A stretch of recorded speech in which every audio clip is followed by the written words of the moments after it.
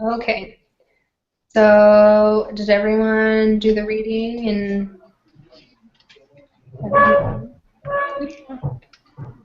seemed like it was a long one this week. Yeah. Yeah, it was a little long, huh? I feel like they're always pretty long. Yeah, they're getting longer. Yeah. Yeah, they are. Okay, so okay, I'm just gonna jump right into it. So let's pretend that we are Linda Merton. I think that's how you say her name. And you're headed to this 9 o'clock meeting about firing. I don't know how to say his name. Stepancic. So what if you were Linda? What position would you take? Would you be for firing him or for keeping him? What do you guys think? I think I'd be in the position to, well, how cold it sounds, but to fire him because it was the third offense. Yeah. And safety is something that's taken very seriously. And if you're not safe on the job, then there's a lot of liability. And so he's putting the company in a hard spot. And so if they let him go, then they wouldn't have to worry about his chance of messing up and someone dying potentially. Yeah. Agreed. Yeah, it kind of seems like he doesn't really take safety as serious as everyone else at the company does. Yeah.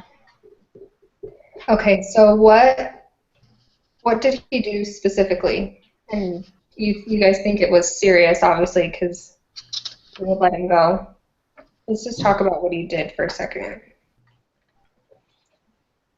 You guys remember? I know someone got hurt. He was like the supervisor, right? Right, so he brought in someone Sorry. to repair something, and that person got hurt. Because he flipped and burned his hand and his arm, and then dislocated his shoulder. So, kind of a big deal, right? Yeah, it's Kinda, yeah.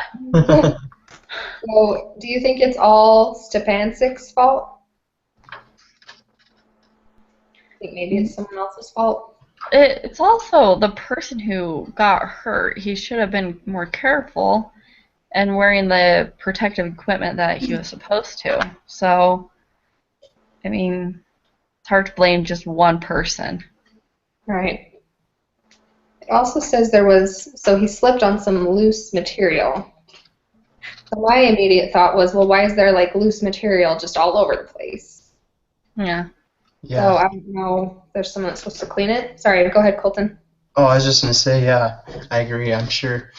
I've worked in a warehouse for Pepsi before my mission, and we had pallet jacks and forklifts and different equipment. And if the floors were slippery, if there was a spill, like Pepsi or whatever all over the floor, and somebody slipped and like slid into a forklift or something, that'd be terrible. It's just if there's ever a mess, you clean it up. Mhm. Yeah, like I worked at In-N-Out Burger in high school, and if ever somebody spilled a drink in the dining room, then our managers would immediately send somebody out to put a wet floor sign and to clean it up because, I mean, that's the last thing that company wants is for a customer to fall and break something and then they get sued. And Mm-hmm. so they definitely took the precautions In-N-Out did to make sure that no one slipped and make sure there weren't any accidents for their customers. So it's a heavy issue. All right. Okay, so if they did fire him, what message would that send to maybe other workers? I think it sends a message of like we take safety serious, and like everybody needs to realize we're not joking when we say safety's first. All right. There's a reason why they have the lowest amount of accidents compared to Yeah. other companies. Do you think it would be fair to fire him? Like, I if you're comparing him to other supervisors, do you think it's fair? I think kind of like how Steven said, how it was the third warning. Right. Just kind of, like 3 Yeah. strikes and you're out. Right. Mm-hmm. Had opportunities. Okay. So for the next part, we're supposed to split up into groups, which I think is kind of hard to do when we're doing a video chat, but maybe maybe Stephen and Michaela, you guys could go over just one part, and then Colton and Anya can go over the next. So,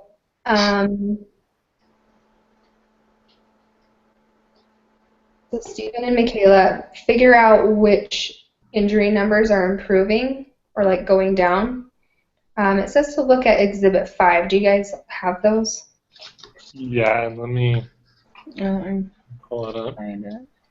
I feel like this part is a little bit tricky, but maybe we'll go over that and then we'll just go over the next one, and Colton and Anya can do that. Okay. Okay. So Exhibit 5 is the total serious injuries. Well, it says serious injury by contributing action and condition. Mhm. Hmm. So if you look at it, the numbers continually go down. Yeah. Well, most of them do. Um, let's see. So which ones are going down specifically? For the most part, they all are, but Yeah. like inadequate guard is going down. Hmm. Yeah, those ones, some of them even go down to 0. Yeah. Inadequate guard, the warning, the tire. Housekeeping went down significantly in 1991 of July. Mm-hmm. Yeah. I like how they have hazardous attire on there. Yeah. Okay, so which ones go up? Are there any? I'm not seeing any, are you? There's one. In noise hazard, it goes up and then down, but Oh, that's right. Some of them it looks like maybe the congestion maybe goes up at the end, but that's not a big jump. yeah. But yeah, it dropped from 110 down to 4 at the very end, so. Right. That's the biggest Wow. one.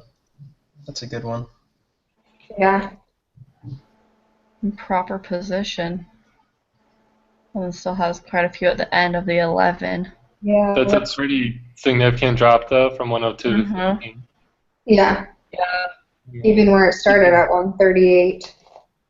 Yeah, you can Mhm. tell they implemented a new policy Yeah. that year. Right. Yeah. See all the accidents going down dramatically. Yeah. Okay. It just says to categorize the types of injuries that are improving, which we basically did.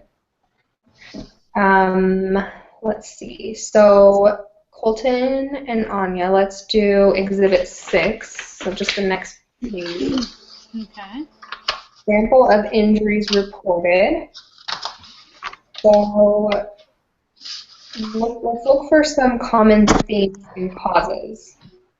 So maybe what caused it, if there's like a trend, or if they seem like they're related. Let's see. Yeah, let me go through it for just a second. Yeah. Do you guys have it?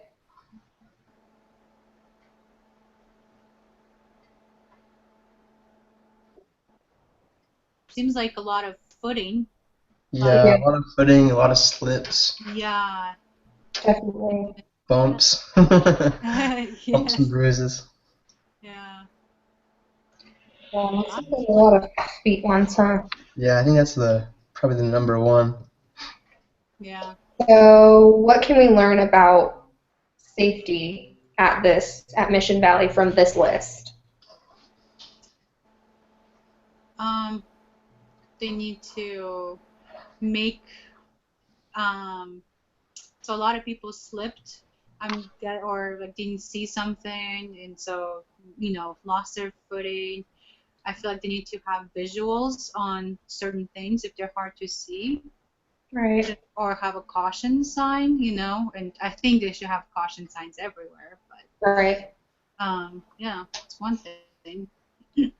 Also, just kind of going back to what we were talking about before, with like slips. It sounds like before they were really, business was competitive and they wanted to hurry and work fast.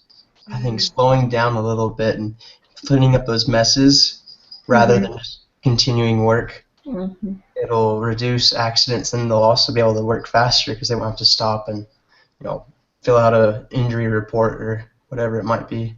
Right. I liked the story where they slowed down the forklifts and everyone was like, "Oh, great! Now it's going to take us longer." And in the end, they actually did better. Yeah. Yeah. Yeah, that was interesting.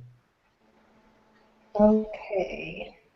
So obviously, we saw that safety, as safety goes down, the number of hours to produce a ton also goes up, or as safety improves, productivity also improves.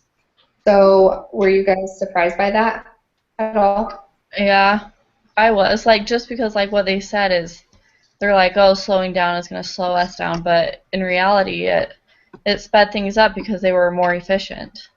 Right. Yeah, that's perfect. Anyone else?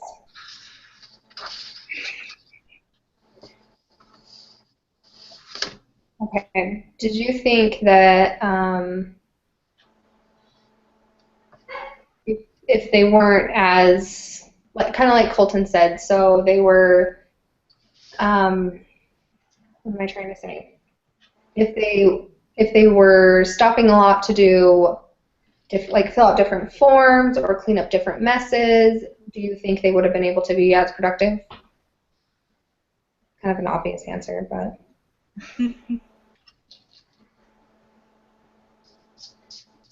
Well, I think if they cleaned up messes as they happened and took the proper precautions, then it would be sort of a habit and in their nature, and there'd be less messes to clean up because people would be more careful.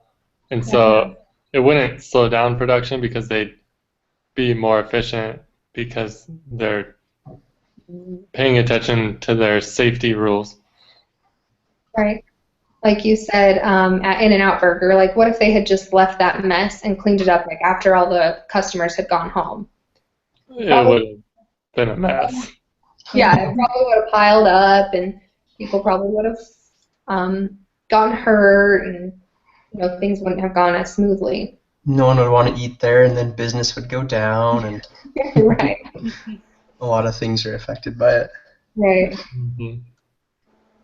So why do you think that the productivity goes up?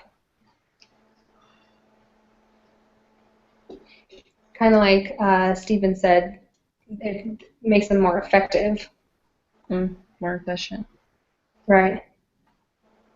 I think also if everybody's trying to run around doing their own thing, they're probably trying to be too productive. Whereas if they just like take a breather and take their time, they'll find a rhythm and then be as efficient as possible. Yeah. Yeah. And they communicate with that. When you go too fast, you don't communicate, and that's just prone to cause more accidents. Mm-hmm. Right. Okay, which problem do you think is easiest to solve? The ones that are maybe more expensive, or the ones that involve people and them making the mistakes? Wait, what was the question again? So, Sorry. So let's say there's two types of problems, and one of them can be fixed by the company spending money to maybe improve safety. And then another one, the other problem would be employees maybe dropping something and not picking it up, or not wearing their safety goggles that they're supposed to. So which one do you think would be easier to solve? The people, in my opinion. Yeah, I Yeah. think so If you too. hire the right people that are meant to do the job, then they're more like, I don't know. They're better for the job than buying some expensive machine to do it, Right. Well, if that makes sense. also you gotta train your staff. 'Cause if you don't train them and you still hire the right people, it's if they're not trained properly, they will not do the job efficiently, and they'll make more mistakes. And I mean, there are so many things at stake if the staff are not trained. Yeah, Mm-hmm. they'll look for shortcuts, huh, to get it done faster or make the work go by easier, but Yeah. it might not be as safe. So I think, sorry, I was just going to say I agree. The people, and then also just training and enforcing if they break the rules, just to enforce discipline and that topic. Right. I think equipping them with the right stuff too. My husband works, he's a quality auditor at a manufacturing company here. And he has to go around and make sure people have like their safety goggles on, they don't have gum in their mouth, you know.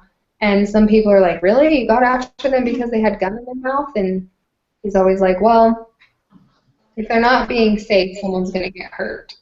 You know, even if it's gum. I mean, you can't, like Colton said, you can't take shortcuts. You can't, nothing can be too small. You got to take it all seriously. Mm-hmm. So. Yeah. What challenges do you think that Mission Valley, this company, is up against? It sounds like it's a small town, and the family, if they're gonna fire him, it's gonna get around fast. He's got family within the company. He comes from the family, like his family has worked within the company, and it could be a bad reputation, but it also could be good, being like we take it serious. So that's just, I don't know. And I also think they have a lot of staff that aren't necessarily geared towards safety. They need to do more trainings on safety so that their staff is on board and that they treat safety as number one. And I think it starts from the top down. It's a trickle effect. Yeah. Yeah, I agree. I think a lot of them, they see just the competition with other rising companies, whether they're foreign or within the United States, and they feel that, whether it's slowing down the forklifts or having to take the time to put on safety glasses or goggles at a different job site, it'll slow them down. But if the managers or the management just emphasizes how those things actually end up saving them time and it creates more just efficiency, then it'll be like a positive reaction to this situation. Mm-hmm. Yeah. Like all of you said, I was going to say as well, getting all of the workers on the same page is so important because they also mentioned that they are proud, and they're tough. They said they think they're really tough workers, which I'm sure they are. And so people have this mentality like, oh yeah, I'm too tough for this. Like, I don't want to do that. That's for wimps. And so if they explained or encourage them or in some way like, no, you're tough if you're following the rules, like, help them view it differently as well. I don't know, maybe wording in a way that will make their toughness still go up if they're safe. I don't know. Yeah. Yeah, I like that. A lot of them, it kind of seems like they could easily, like you said, be proud and be like, well, I'm not going to wear safety gloves, and then they lose a finger. And, it's like, okay, you're tough, but do you want to keep on your fingers? So, what have they done in the past to improve their safety so much? You guys remember what kinds of things they did? They I mentioned some of them. Yeah, they did the pedestrian and the So they put a railing where the Oh yeah. pedestrians, Mhm. designated pedestrian area, and where the driving area is. What do you call that? Or Yeah, they made those the lanes, huh? yeah, They also slowed all their equipment down to 4 miles an hour, whereas Mhm. before they were going from like 11 to 15. And so Yeah. that was a big change. Yeah. They also marked all the different intersections and put lights on top of the moving vehicles. And didn't they paint the vehicles Yeah. like every 6 months to make them bright? yeah. You could They see. also put in a crane to move stuff rather than forklifts. That helped on safety as well. Yeah. Awesome. And what was it that they gave them goggles for? So you have to climb up to the tower to. Oh, they put little gauges down on the Yeah. so that they wouldn't have to climb up. They could just see the temperature. The Yeah. gauges. Mhm. That's probably a pretty big one.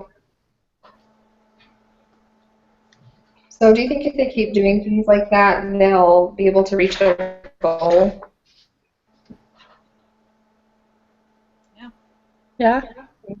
I think they kind of already, have reached their goal. Like just looking at the numbers, obviously they probably want to get everything down to 0, but they've done a really good job. Yeah. So what kinds of challenges do you think they have in the future? Maybe keeping it at 0 or 1, keeping it low. When they have consistent good results, then they might get lax and they might ease up on the safety standards, and then Mhm. the numbers might go back up. So it's just a matter of staying consistent with their safety. Yeah. Agreed. Yeah, that's a good one. What do you think they could do to motivate their workers to be safer? I know a lot of companies will have incentive for like if they reach so many work days without any accidents, then there's like a party or they'll feed them, they'll bring in lunch or something like that. Yeah. Reward them. Food's always good.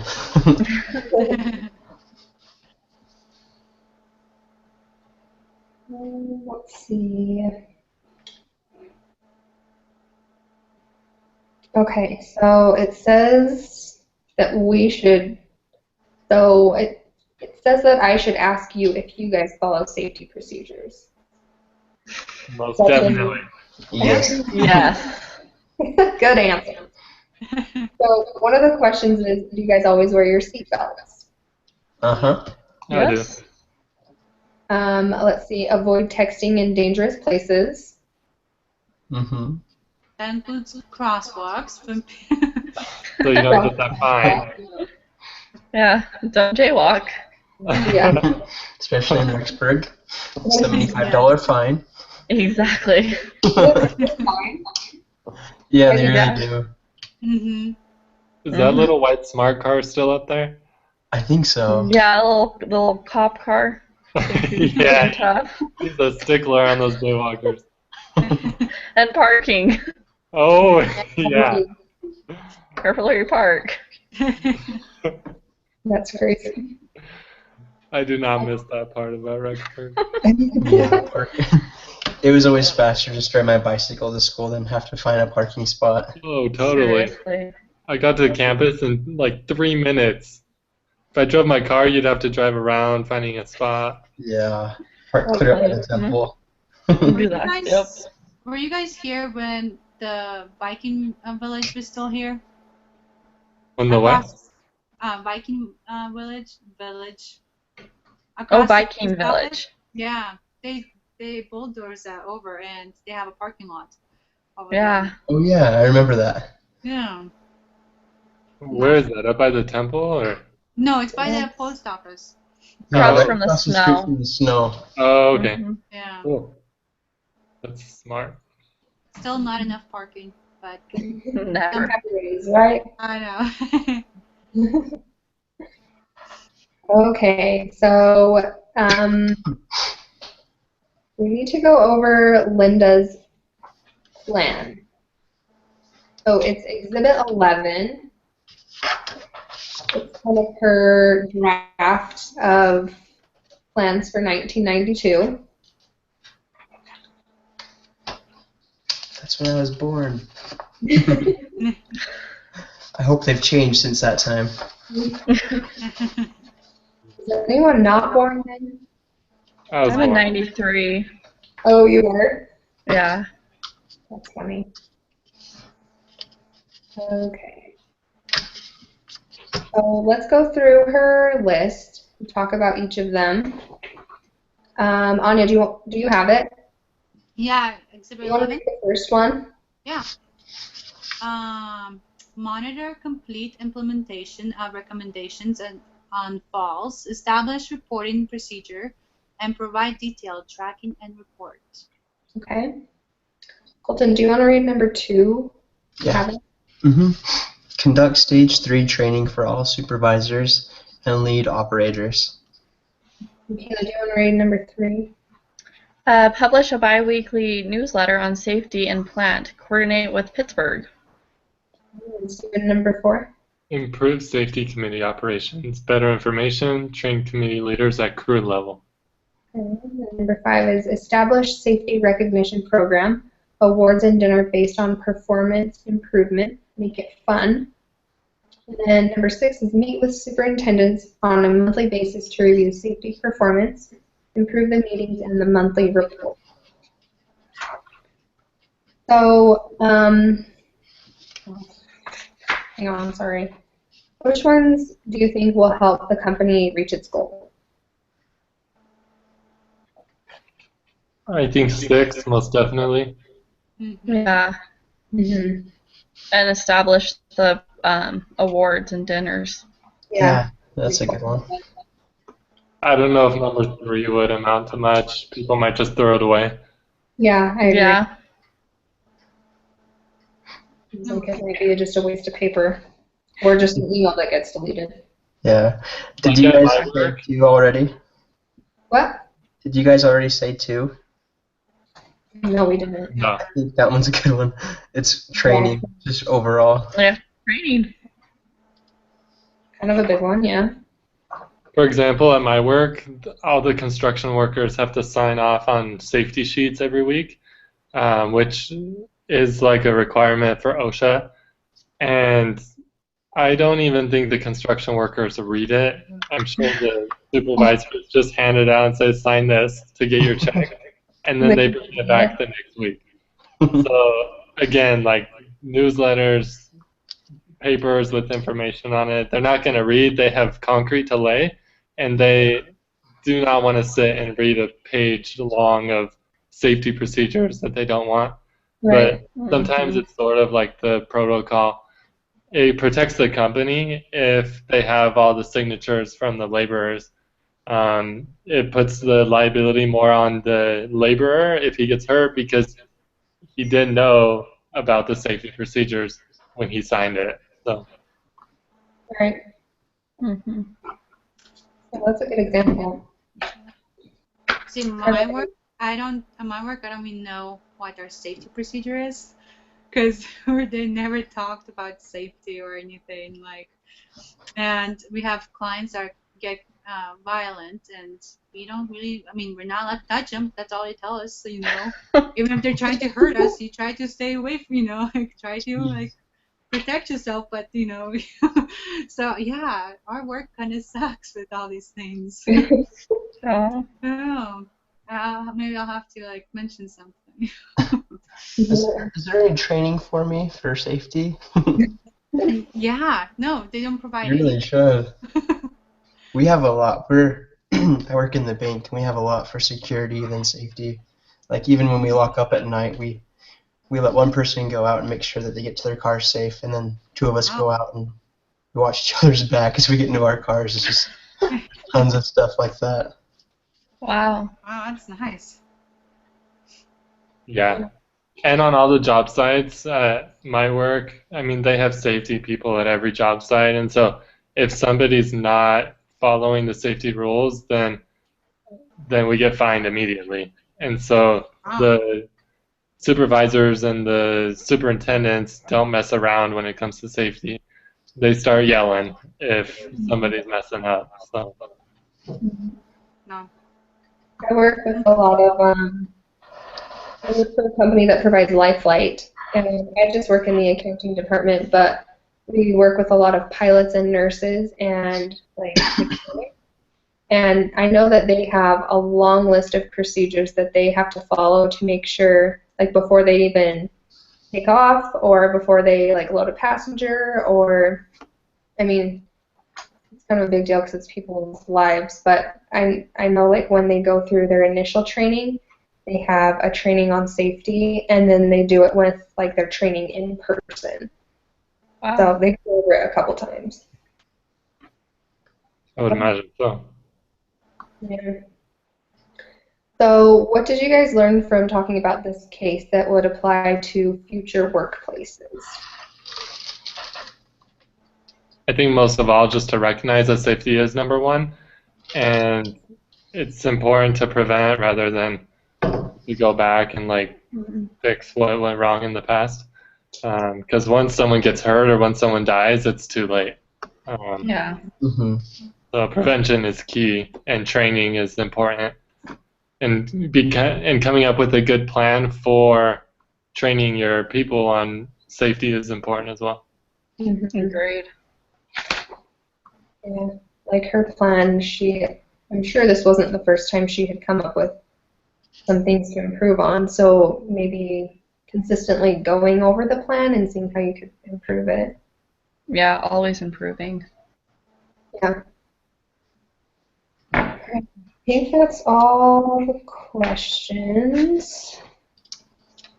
Does anyone have any questions or other comments? Good. No? All right. So we want to go over the doohickey.